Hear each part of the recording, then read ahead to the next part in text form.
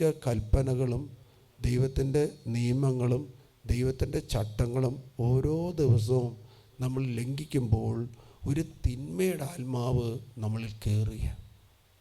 Hallelujah, hallelujah. നമ്മൾ എന്തെങ്കിലും ഒരു കാര്യം, ഒരു ചെറിയൊരു കാര്യം മോഷ്ടിച്ചെടുത്തു എന്ന് വിചാരിക്കും.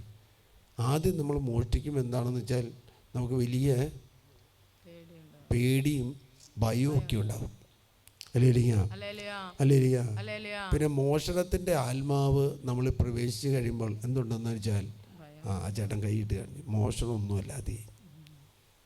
കാരണം എന്താ? ആ മോഷണത്തിൻ്റെ ആത്മാവ് എന്നിൽ കയറിക്കഴിഞ്ഞു.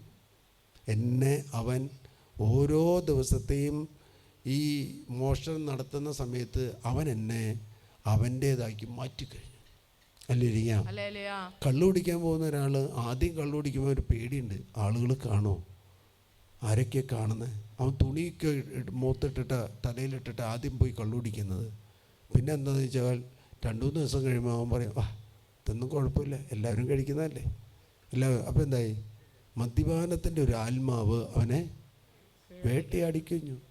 പുക വലിക്കുന്ന സമയത്ത് നമ്മുടെ പിള്ളേരൊക്കെയും പുക വലിക്കുന്നത് എങ്ങനെയാണെന്ന് വെച്ചാൽ, അപ്പന്മാർ പുക വലിക്കുന്നുണ്ടെങ്കിൽ അതിൻ്റെ വീടിക്കുറ്റി വലിച്ചെറിയും, അല്ലെങ്കിൽ സിഗരറ്റും കുറ്റി.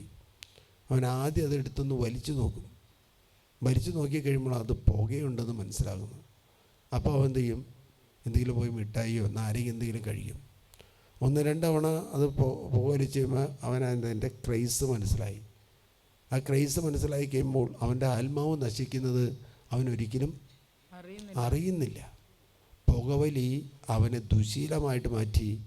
പുകവലിയുടെ ദുശീല ശക്തി അവനിൽ പ്രവേശിച്ചു. അല്ലെങ്കിൽ ഒരു ആത്മീയ മനുഷ്യനിൽ നിന്നും നമ്മളൊരു ജഡിക മനുഷ്യനിലേക്ക് ആയിത്തീർന്നു. അതുകൊണ്ടൊന്ന് ദൈവിക സംവിധാനങ്ങളോ ദൈവിക കാര്യങ്ങളൊന്നും നമുക്ക് മനസ്സിലാകാൻ പറ്റാത്ത വിധത്തിലാണ് നമ്മൾ പോയിക്കുന്നത്.